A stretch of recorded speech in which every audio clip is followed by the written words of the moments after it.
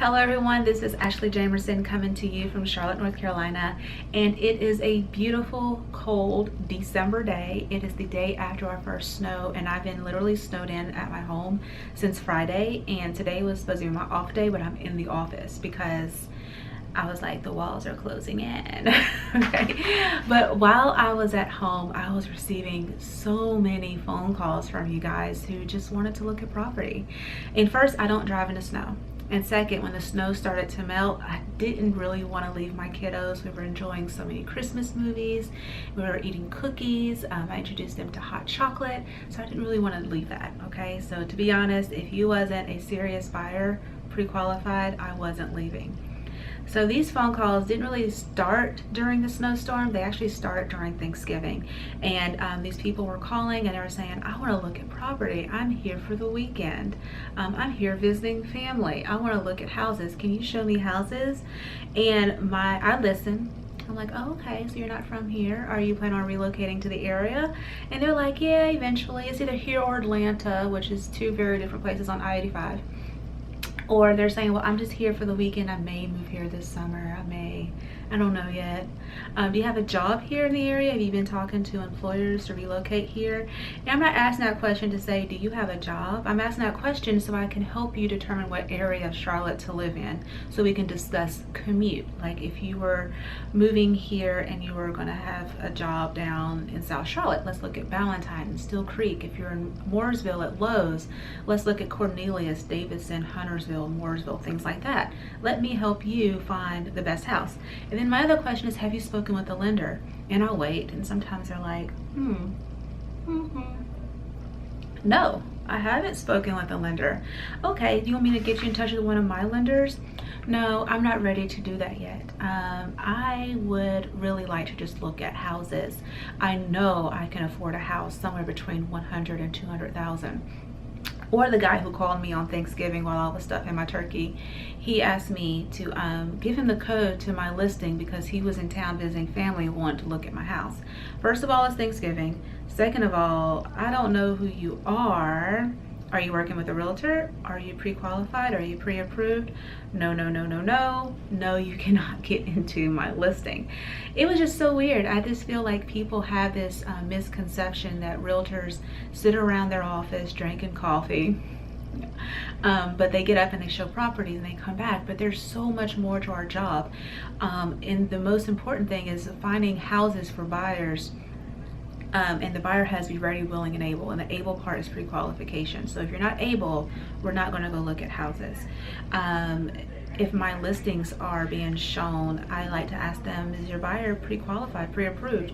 Because sometimes they don't go through that process of asking them, like, is your buyer approved? Can your buyer afford the house? Well, let me tell you some perks about the house. Let me tell you some features about the house. And they're like, oh, well, I don't even know if my buyer can afford it. So why are you showing my listing? Why are you asking my seller to pack up their kids, their dog, their family, get in the car, drive away for an hour so your unapproved buyer can look at my listing? It's just not fair. It doesn't make any sense, and I just don't do it. So I had a person tell me yesterday that I just think we're not a good fit. I don't think we're a good fit either, honey. We're just not a good fit. If you're going to, you're going to ask me to show you property that you can't afford. Now, let me tell you about the pre-qualification process. It takes you like 15 minutes. You answer a few questions. They give you a gist of how much you're pre-qualified based off of what you tell them. Of course, they pull your credit, but it's just a gist. A pre-approval is much better because it's backed up with information, but a pre-qualification is a good first step. Some people get their pre-qualification and they're like, wow, I'm approved for way more than I thought I'd be approved for, but I don't want to pay that much in a mortgage. And so then they have that conversation with the lender and they say, well, I only want to pay this much for a house per month. What does that approval look like? They have that conversation.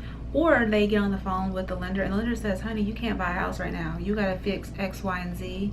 It'll take you this amount of time to fix these things. And once you fix these things, we can approve you for this much. But that's not an approval. That's not a pre-qualification. That's just some opinions based on the current status of your situation.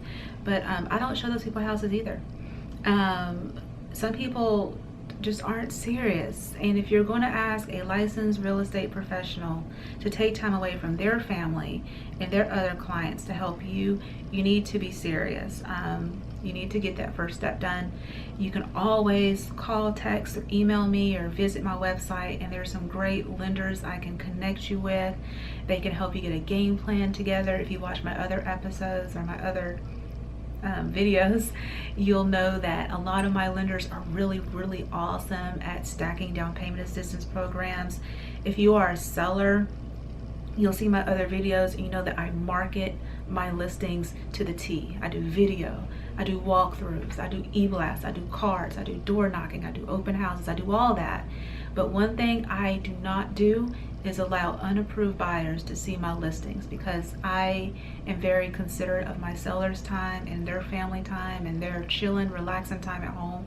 And I don't want unapproved, non-serious, non-ready, willing, and able buyers, because they're not really buyers, they're not approved, people walking through my listings. It's just not how we roll here. So this video is a little ranty, maybe because I was locked up in the house for 3 days with 2 toddlers, a dog, and my husband, which I love all of them so much. But it's a little ranty because it's just very interesting that so many people are so unwilling to get the first step done. But then again, there's so many of you out there who are. And if you are willing to get the first step done together, definitely check out my contact information below. Call or text me, 980-319-3664.